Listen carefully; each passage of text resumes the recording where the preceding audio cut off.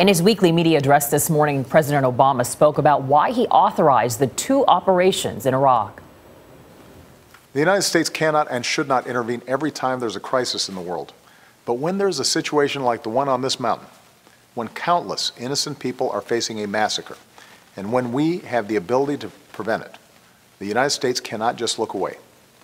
That's not who we are. We're Americans, we act, we lead, and that's what we're going to do on that mountain. We turn now to Mark Albert, who is on Martha's Vineyard, Massachusetts, where President Obama is expected to arrive later today for the start of a 2-week vacation. Good morning, Mark. Good morning. This new round of airstrikes is the first by the U.S. military in Iraq since American forces withdrew in late 2011.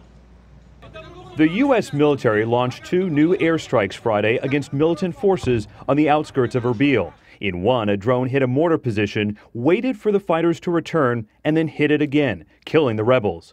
In the other, 4 F-18s each dropped a bomb on a convoy, then came back for a second pass, dropping 4 more bombs. The militants are known as ISIS, but are in essence successors to al-Qaeda in Iraq. On Thursday, the president announced he authorized strikes on Islamic militants in Iraq, both to protect Americans in Erbil and to break the siege on Sinjar Mountain, where ISIS forces have thousands of Iraqi refugees surrounded. We intend to stay vigilant and take action if these terrorist forces threaten our personnel or facilities anywhere in Iraq.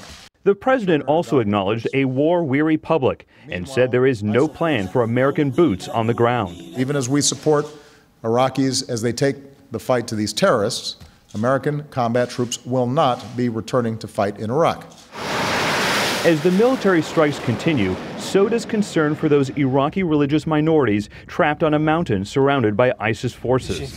U.S. military planes delivered desperately needed food and water to 15,000 at the request of the Iraqi government. Those drops are scheduled to continue throughout the month. We have a situation where tens of thousands of people could starve to death, and we have the ability to do something. We're going to do it. Despite this escalation of U.S. involvement, President Obama vowed again this morning that American combat troops would not return to the fight in Iraq.